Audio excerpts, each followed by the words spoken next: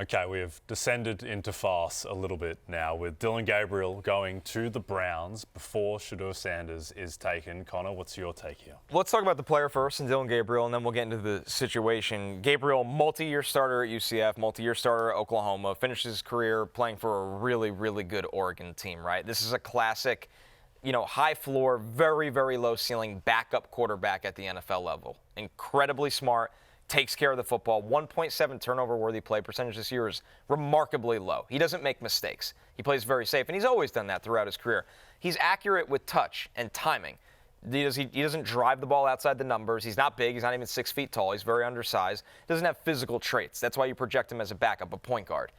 It is stunning here, guys, to hear Dillon Gabriel's name called before Shedeur Sanders. To me, it's stunning to hear his name called also before Will Howard, Kyle McCord, but that's a different conversation.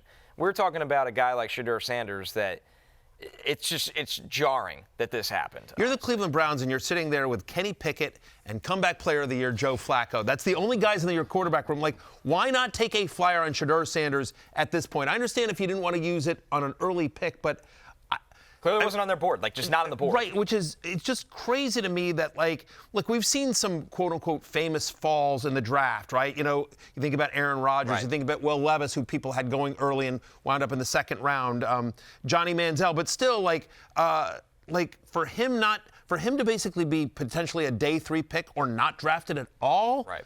This is shocking to me, Lawrence, as you sit there wearing number 2 for the Buffs. This is blasphemy. In fact, I'm gonna watch my words. I'm gonna just say, congratulations, Dillon Gabriel, you're an NFL quarterback. Indeed. We are just weeks removed from Shedeur Sanders being favoured to go in the top 3 of the draft, and now we are in the 90s. So I think this is pretty unprecedented from that perspective. It's been, the story of the story of the NFL draft over the last 2 days. There has to be more to this story that will come out. Of course. There has to be.